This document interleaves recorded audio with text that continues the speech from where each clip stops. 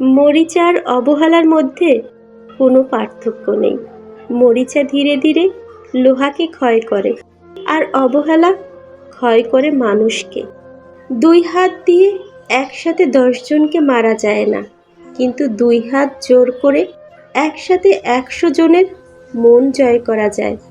Plan করে ঠকানো যায় ঠিকই, কিন্তু প্ল্যান করে ভালোবাসা যায় না। মানসিক সাপোর্টটা হাসপাতালের লাইফ সাপোর্টের মতো ব্যয়বহুল নয়, তবুও বিপদে এটা সবচেয়ে দামি। কিছু মানুষ সবসময় প্রিয় থাকে না, হঠাৎ করে একদিন অপ্রিয় হয়ে যায়।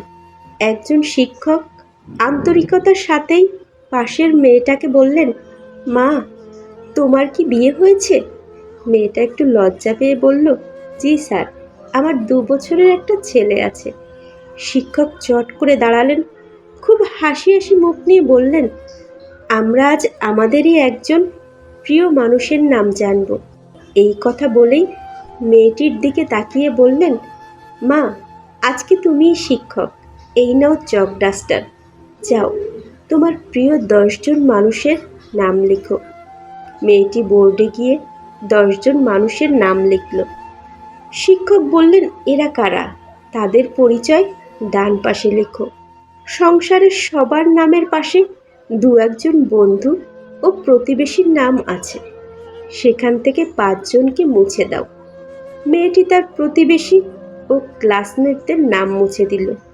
শিক্ষক একটা মুচকি হাসি দিয়ে বললেন, আরও 3 জনের নাম মুছে দাও। মেয়েটা এবার একটু ভাবনায় পড়ল। ক্লাসের অন্য স্টুডেন্টরা এবার বিষয়টাকে একটু সিরিয়াসলি নিল, খুব মনোযোগ দিয়ে দেখছে মেয়েটার সাইকোলজি কিভাবে কাজ করছে। মেয়েটার হাত কাঁপছে। সে ধীরে ধীরে তার বেস্ট ফ্রেন্ডের নাম মুছল এবং কান্না কান্না চোখে তার বাবা আর মায়ের নামও মুছে দিল। এখন মেয়েটা অঝরে কাঁদছে। যে মজা দিয়ে ক্লাসটা শুরু হয়েছিল সে মজা আর নেই। ক্লাসে অন্যদের মাঝেও টান টান উত্তেজনা, আর বাকি আছে 2 জন, মেয়েটার স্বামী আর সন্তান। শিক্ষক বললেন, আরও 1 জনের নাম মুছো, কিন্তু মেয়েটা ঠায় দাঁড়িয়ে রইল। কারো নাম মুছতে সে আর পারছে না। শিক্ষক বললেন, মাগো, এইটা একটা খেলা, সাইকোলজিক্যাল খেলা। জাস্ট প্রিয় মানুষদের নাম মুছে ফেলতে বলেছি, মেরে ফেলতে বলিনি। মেয়েটি কাঁপা কাঁপা হাত নিয়ে ছেলেটার নামটা মুছে দিল। শিক্ষক এবার মেয়েটার কাছে গেলেন, পকেট থেকে একটা গিফট বের করে বললেন, তোমার মনের উপর দিয়ে যে ঝড়টা গেল তার জন্য আমি দুঃখিত। আর এই গিফট বক্সে 10টা গিফট আছে তোমার প্রিয়জনদের জন্য। এবার বলো, কেন তুমি অন্য নামগুলো মুছলে? মেয়েটি বলল, প্রথমে বন্ধু ও প্রতিবেশীদের নাম মুছে দিলাম, কারণ তবুও আমার কাছে বেস্ট ফ্রেন্ড আর পরিবারের সবাই রইল।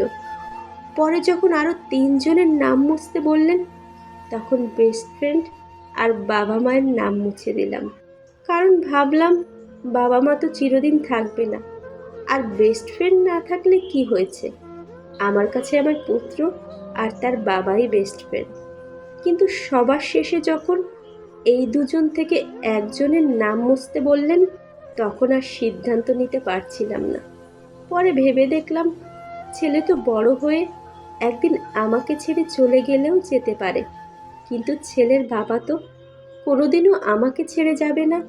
যদি রূপ দিয়েই পুরুষের মন জয় করা যেত, তবে এই শহরে সুন্দরী রূপসী একটা মেয়েরও বিচ্ছেদ হতো না। কপালে যদি সুখ লেখা না থাকে, তবে সে কপাল পাথরে ঠুকেও লাভ নেই। এতে শুধু কপালটাই ফোলে, ভাগ্য একটুও খোলে না। প্রেম ফোটে কবিতা হয়ে, চোখের জলে ভাসে স্মৃতি, ভালোবাসায় আঘাত পেলে এটাই জগতের রীতি। অন্যের খারাপ দেখে কখনো হাসা উচিত নয়, কারণ নিজের খারাপ সময় আসতে খুব বেশি সময় লাগে না। আজ এ পর্যন্ত। ভিডিওটা ভালো লাগলে প্লিজ একটা লাইক করবেন, কারণ আপনাদের একটা লাইক আমাকে পরবর্তী ভিডিও বানাতে উৎসাহিত করে। ধন্যবাদ।